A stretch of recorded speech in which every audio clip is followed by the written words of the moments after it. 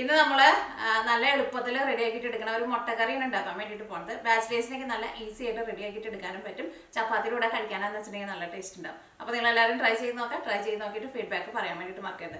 പിന്നെ നമ്മൾ last upload ചെയ്തിട്ടുണ്ടായത് മുട്ട പപ്സിന്റെ റെസിപ്പി ആയിരുന്നു. നിങ്ങൾ കുറേ പേരൊക്കെ ട്രൈ ചെയ്ത് നോക്കിയിട്ട് നല്ല ടേസ്റ്റ് ഉണ്ടായിരുന്നു പറഞ്ഞു. അപ്പോൾ നിങ്ങൾ ആ വീഡിയോ കാണാത്തവരുണ്ടെന്ന് വെച്ചിട്ടുണ്ടെങ്കിൽ ആ വീഡിയോ കണ്ടിട്ട് കണ്ടു നോക്കാം. ട്രൈ ചെയ്ത് നോക്കാനും മറക്കരുത് കേട്ടോ. പിന്നെ നമ്മൾ അമ്മമാരുടെ പാചക മത്സരത്തിന്റെ ഇത് മിയ കിച്ചണിൽ തുടങ്ങണമെന്ന് പറഞ്ഞിട്ടുണ്ടായിരുന്നില്ലേ, അത് നമ്മൾ ഓൾറെഡി സ്റ്റാർട്ട് ചെയ്തു കേട്ടോ.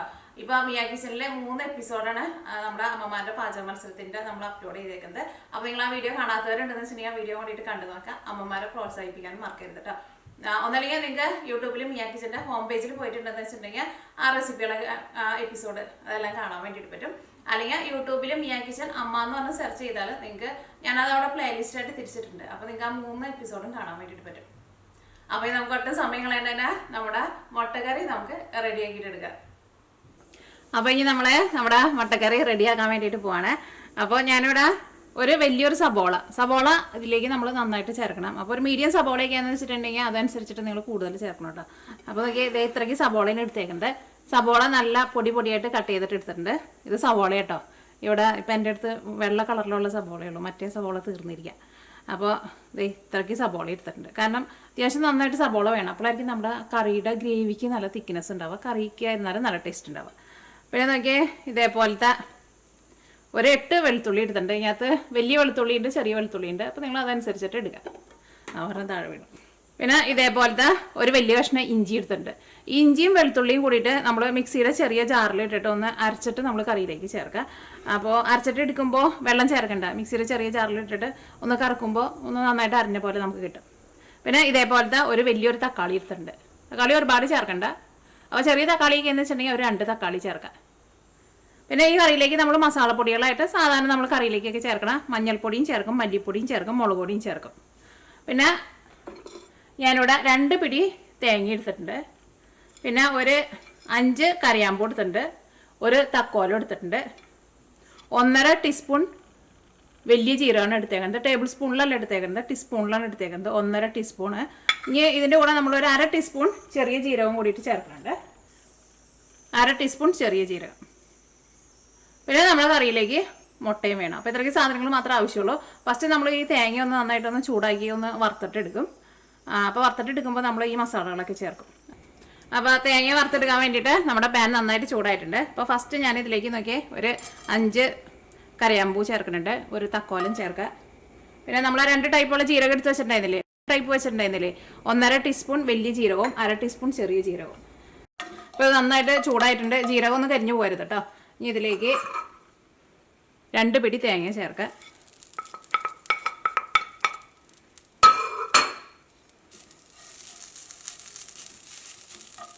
ഈ തേങ്ങ നന്നായിട്ട് മൊരിഞ്ഞ് വരാൻ വേണ്ടിയിട്ട് നമുക്ക് ഇതിലേക്ക് വെളിച്ചെണ്ണ ചേർക്കാം. അല്ലെങ്കിൽ നമുക്ക് ഇഷ്ടമുള്ള നമ്മൾ കറി വയ്ക്കാൻ എടുക്കണ ഏത് ടൈപ്പ് ഓയിലായിരുന്നാലും കുഴപ്പമില്ല.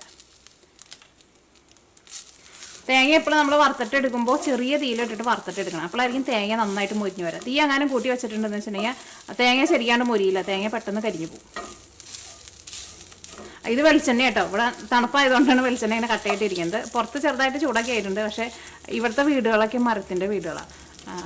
അപ്പോൾ ഞാനിപ്പോൾ താമസിക്കുന്നത് ന്യൂയോർക്കിലാണ് താമസിക്കുന്നത്. എൻ്റെ വീഡിയോ സ്ഥിരം കാണുന്നവർക്ക് അറിയാൻ വേണ്ടിയിട്ട് പറ്റും. അപ്പോൾ മരത്തിൻ്റെ വീടായതുകൊണ്ട് തന്നെ പുറത്ത് നല്ല ചൂട് വന്നാലും അകത്തേക്ക് ചൂട് വരാൻ വേണ്ടിയിട്ട് സമയമെടുക്കും. അപ്പോൾ അതുകൊണ്ട് അടുക്കളയിൽ ഇങ്ങനെ വെളിച്ചെണ്ണയ്ക്ക് നല്ല കട്ടയായിട്ടാണ് ഇരിക്കുന്നത്. ഇപ്പോൾ നമ്മുടെ തേങ്ങ മൊരിഞ്ഞ് ഒരു ഗോൾഡൻ കളറായി തുടങ്ങിയിട്ടുണ്ട്. ഇങ്ങനെ ആയി തുടങ്ങുമ്പോൾ തന്നെ തീ നന്നായിട്ട് കുറച്ച് വയ്ക്കണം കേട്ടോ. കാരണം ഇതേപോലെ ഒരു കളറായിട്ടുണ്ടെന്ന് വെച്ചിട്ടുണ്ടെങ്കിൽ തേങ്ങ പിന്നെ പെട്ടെന്നാണ് കളർ മാറും, പിന്നെ പെട്ടെന്നാണ് കരിയാനും തുടങ്ങും. അപ്പോൾ ഞാനിവിടെ ലോ ഫ്ലെയിമിലാണ് വെച്ചേക്കുന്നത്. ഇതിലേക്ക് നമുക്ക് മസാലപ്പൊടികൾ ചേർക്കാം. ഫസ്റ്റ് മഞ്ഞൾപ്പൊടി ചേർക്കാം. മഞ്ഞൾപ്പൊടി ഞാൻ ഇതിലേക്ക് 1/2 ടേബിൾ സ്പൂണാണ് ചേർക്കുന്നത്. ഇനി മഞ്ഞൾപ്പൊടി ഇതിനകത്ത് കിടന്നിട്ട് നന്നായിട്ട് മൊരിയട്ടെ. തീ ഒട്ടും കൂട്ടി വയ്ക്കണ്ട. അപ്പോൾ നമ്മുടെ മഞ്ഞൾപ്പൊടി ഇതിനകത്ത് കിടന്നിട്ട് നന്നായിട്ട് മൊരിഞ്ഞിട്ടുണ്ട്. ഇനി ഇതിലേക്ക് മല്ലിപ്പൊടി ചേർക്കാം. അപ്പോൾ നിങ്ങൾ ഫ്രഷ് ആയിട്ടുള്ള മല്ലിയൊക്കെ മുഴുവനായിട്ടുള്ള മല്ലി നിങ്ങളുടെ അടുത്തുണ്ടെന്ന് വെച്ചിട്ടുണ്ടെങ്കിൽ അങ്ങനെ പൊടിച്ചിട്ട് ഫ്രഷ് ആയിട്ട് ചേർക്കാം.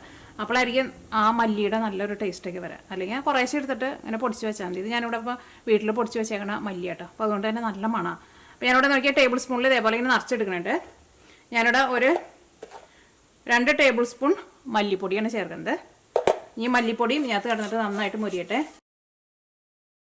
അപ്പോൾ മുളക് പൊടി ഞാനിവിടെ ചേർക്കുമ്പോൾ ഞാനിവിടെ സാധാരണ മുളക് പൊടിയും ചേർക്കുന്നുണ്ട്. പിന്നെ നമ്മുടെ കറിക്ക് വേണ്ടിയിട്ട് നല്ലൊരു കളർ കിട്ടാൻ വേണ്ടിയിട്ട് പിരിയമുളകിൻ്റെ പൊടിയും ചേർക്കുന്നുണ്ട്. പിരിയമുളകിൻ്റെ പൊടി എന്ന് വെച്ചിട്ടുണ്ടെങ്കിൽ കാശ്മീരി മുളക് പൊടി.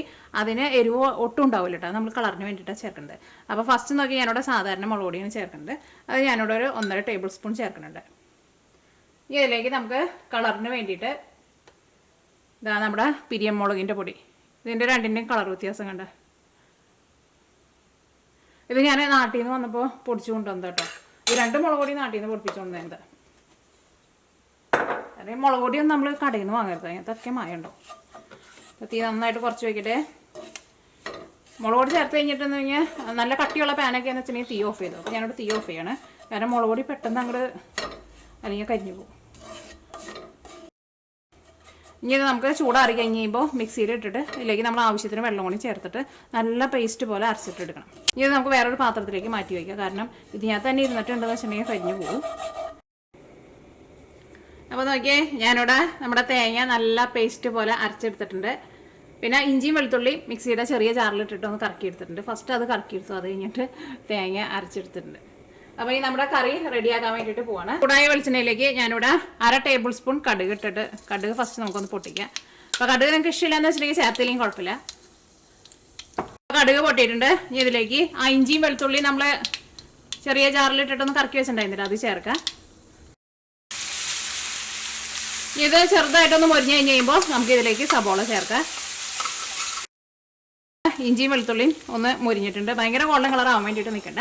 ഇനി ഇതിലേക്ക് നമ്മുടെ സബോള ചേർക്കാം. ഇനി നമ്മുടെ സവോള മൊരിഞ്ഞിട്ട് നല്ലൊരു ഗോൾഡൻ കളർ ആവണം കേട്ടോ. അപ്പോഴായിരിക്കും നമ്മുടെ കറിക്ക് നല്ല ടേസ്റ്റ് ഉണ്ടാവുക. അതുപോലെ നിങ്ങൾ നല്ല പൊടിയായിട്ട് കട്ട് ചെയ്യണം കേട്ടോ. അപ്പോൾ സബോള പെട്ടെന്ന് നമുക്ക് മൊരിഞ്ഞ് കിട്ടും. ഇതിലേക്ക് നമുക്ക് ആവശ്യത്തിന് ഉപ്പ് ചേർക്കാം. ഉപ്പൊക്കെ നമ്മൾ ഇപ്പോൾ ചേർക്കുമ്പോൾ ഒരു ഏകദേശം അളവിൽ ചേർക്കാം. അത് കഴിഞ്ഞിട്ട് പിന്നെ കറിയുടെ ഒരു ലാസ്റ്റൊക്കെ ആയി കഴിഞ്ഞ് കഴിയുമ്പോൾ പിന്നെ നമുക്ക് ടേസ്റ്റ് നോക്കിയിട്ട് അതനുസരിച്ചിട്ട് ഉപ്പ് ചേർക്കാം. നമ്മുടെ സവോള ചെറുതായിട്ട് മൊരിഞ്ഞ് തുടങ്ങിയിട്ടുണ്ട്. ഞാനിതിലേക്ക് ഒരു 2 നുള്ളു മഞ്ഞൾപ്പൊടി ചേർക്കുന്നുണ്ട്. അപ്പോൾ നമ്മുടെ സവോള ഇങ്ങനെ വഴറ്റിയിട്ട് എടുക്കുമ്പോൾ നല്ലൊരു സ്മെല്ലും പിന്നെ ഒരു നല്ലൊരു കളറൊക്കെ കിട്ടും. നമ്മൾ ഓൾറെഡി തേങ്ങ വറുത്തിട്ട് എടുത്തപ്പോൾ മഞ്ഞൾപ്പൊടിയൊക്കെ ചേർത്തിട്ടുണ്ടല്ലോ. അപ്പോൾ പിന്നെ വേറെ മസാല പൊടികളൊന്നും ഇപ്പോൾ ചേർക്കണില്ല കേട്ടോ. ഇപ്പോൾ നമ്മുടെ മഞ്ഞൾപ്പൊടിയും ചേർത്ത് കിടന്നിട്ട് നന്നായിട്ട് മൊരിഞ്ഞിട്ടുണ്ട്. ഇനി നമ്മൾ ഒരു തക്കാളി എടുത്ത് വെച്ചിട്ടുണ്ടായിരുന്നില്ലേ, ആ തക്കാളിയും കൂടിയിട്ട് ചേർക്കാം. ഇതിലേക്ക് നമ്മൾ അരച്ച് വെച്ചേക്കണ അരപ്പുണ്ടല്ലോ, അതും ചേർക്കാം. തേങ്ങ അരച്ചിട്ട് എടുക്കുമ്പോൾ നല്ല പേസ്റ്റ് പോലെ അരച്ചിട്ട് എടുക്കണം കേട്ടോ. ഞാനിവിടെ ഈ ജാറിൽ വെള്ളം ഒഴിച്ചിട്ട് കുറച്ച് വെള്ളം കൂടിയും ചേർക്കുന്നുണ്ട്. കാരണം നമ്മുടെ കറിക്ക് കുറച്ച് ഗ്രേവി വേണമല്ലോ, കുറച്ചും കൂടി വെള്ളം ചേർക്കാം. ഈ കറിയിലേക്ക് ആവശ്യത്തിന് ഉപ്പ് ചേർക്കാം. ഈ കറി നന്നായിട്ട് തിളച്ച് കഴിഞ്ഞ് കഴിയുമ്പോൾ പിന്നെ ഒരു മീഡിയം ഫ്ലെയിമിലിട്ടിട്ട് കറി നമുക്കൊരു 15 മിനിറ്റ് നന്നായിട്ട് തിളപ്പിക്കുക. അപ്പോഴായിരിക്കും ഈ അരപ്പൊക്കെയും ഈ കറിയുടെ കൂടെ നന്നായിട്ട് ചേർന്ന് കറിയുടെ ഗ്രേവിക്ക് ചെറുതായിട്ടൊന്ന് തിക്കായിട്ട് ഓയിലേക്ക് നന്നായിട്ട് തെളിഞ്ഞ് വരാം. നമ്മുടെ കറിയിൽ കുറച്ച് ഗ്രേവി കുറവുണ്ട്, ഞാൻ കുറച്ചും കൂടി വെള്ളം ചേർക്കുന്നുണ്ട് കേട്ടോ. ഞാൻ നോക്കിയേ, ഇപ്പോൾ നമ്മുടെ കറി നന്നായിട്ട് തിളച്ചിട്ടുണ്ട്. ഞാനിവിടെ മീഡിയം ഫ്ലെയിമിൽ വെച്ചിട്ട് മൂടി വയ്ക്കാം കേട്ടോ. അപ്പോൾ നമ്മുടെ കറി നോക്കിയേ, കറി ഞാനിവിടെ ഒരു മീഡിയം ഫ്ലെയിമിൽ വെച്ചിട്ട് 15 മിനിറ്റ് കറി തിളപ്പിച്ചിട്ടുണ്ടായിരുന്നു. കറി അതേപോലെ കുറച്ച് സമയം എടുത്തിട്ട് വേണം കേട്ടോ കറി നന്നായിട്ട് തിളപ്പിക്കാൻ വേണ്ടിയിട്ട്. അപ്പോഴായിരിക്കും നമ്മുടെ നോക്കിയേ ഓയിലൊക്കെ നന്നായിട്ട് തെളിഞ്ഞ് വരികയും ചെയ്യുക. നമ്മുടെ കറിയുടെ ഗ്രേവിക്കൊക്കെ ആയിരുന്നാലും നല്ല ടേസ്റ്റ് ഉണ്ടാവുക. ഈ കറിയിലേക്ക് നമുക്ക് പുഴുങ്ങി വെച്ചേക്കണം മുട്ട ചേർക്കാം. ഇനി നിങ്ങൾ കറിയുടെ ടേസ്റ്റ് നോക്കിയിട്ട് കറിക്ക് പുളി എങ്ങാനും കുറവുണ്ടെന്ന് വെച്ചിട്ടുണ്ടെങ്കിൽ ചിലപ്പോൾ നമ്മൾ എടുക്കുന്ന തക്കാളിക്ക് ചിലപ്പോൾ ഭയങ്കര പുളി കുറവായിരിക്കും. അപ്പോൾ കറിക്ക് ചെറുതായിട്ടൊരു പുളിരസം വേണമെന്ന് വെച്ചിട്ടുണ്ടെങ്കിൽ നിങ്ങൾ ടേസ്റ്റിനനുസരിച്ചിട്ട് നിങ്ങൾക്ക് കുറച്ച് വിനീഗറോ അല്ലെങ്കിൽ കുറച്ച് നാരങ്ങ നീരോ ചേർക്കാം കേട്ടോ. ഇനി മുട്ട ചേർത്ത് കഴിഞ്ഞിട്ട് ഞാനിവിടെ ഒരു മീഡിയം ഫ്ലെയിമിൽ വെച്ചിട്ട് ഒരു 5 മിനിറ്റ് കൂടി ഒന്ന് മൂടി വയ്ക്കാം. നമ്മൾ മുട്ട ചേർത്ത് കഴിഞ്ഞിട്ട് ഒരു മീഡിയം ഫ്ലെയിമിൽ 5 മിനിറ്റും കൂടി കറി മൂടി വെച്ചിട്ടുണ്ടായിരുന്നു. ഈ കറിയിലേക്ക് നിങ്ങൾക്ക് മല്ലിയില വേണമെന്ന് വെച്ചിട്ടുണ്ടെങ്കിൽ മല്ലിയില ചേർക്കുക. പിന്നെ കറിവേപ്പില നിങ്ങളുടെ അടുത്ത് ഉണ്ടെന്ന് വെച്ചിട്ടുണ്ടെങ്കിൽ നമ്മൾ ആ സവോള വഴറ്റിയിട്ട് എടുക്കില്ലേ, ആ സമയത്ത് കറിവേപ്പിലയും കൂടിയിട്ട് ചേർക്കണം കേട്ടോ. അപ്പോൾ നമ്മുടെ മുട്ടക്കറി റെഡി ആയിട്ടുണ്ട്. ഇനി തീ ഓഫ് ചെയ്യുക. ഈ കറി നമുക്കൊരു സെർവിങ് പ്ലേറ്റിലേക്ക് പകർത്താം. കാരണം ഈ മസാലപ്പൊടികൾ കരിഞ്ഞു പോയിട്ടുണ്ടെന്ന് വെച്ചിട്ടുണ്ടെങ്കിൽ ഇതിനകത്ത് നമ്മൾ ഈ ഗ്രേവിയിൽ പിന്നെ വേറെ കഷ്ണങ്ങളൊന്നും ചേർക്കണില്ലല്ലോ. അപ്പോൾ വേറെ എന്തെങ്കിലും കഷ്ണങ്ങളൊക്കെ നമ്മൾ ചേർത്ത് വെക്കുകയാണെങ്കിൽ ചെറുതായിട്ട് മസാലപ്പൊടികൾ കരിഞ്ഞാൽ അത്രയ്ക്ക് അറിയില്ല. കാരണം ബാക്കിയുള്ള കഷ്ണത്തിലേക്ക് കുറേശ്ശെ അതിൻ്റെ ടേസ്റ്റൊക്കെ ആണ്ട് പോകും. പക്ഷേ ഇതേപോലെ തന്നെ വയ്ക്കുമ്പോൾ പ്രത്യേകം ശ്രദ്ധിക്കണം. അപ്പോൾ ഈ കറി നമ്മുടെ ഒരു സെർവിങ് പ്ലേറ്റിലേക്ക് പകർത്താം കേട്ടോ.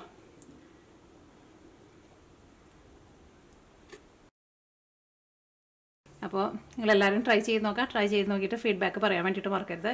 മസാല കരിഞ്ഞു പോകരുത്, പ്രത്യേകം ശ്രദ്ധിക്കുക. അപ്പോൾ ഈ നമുക്ക് നാളെ വേറൊരു പുതിയ റെസിപ്പി ആയിട്ട് വരാം കേട്ടോ.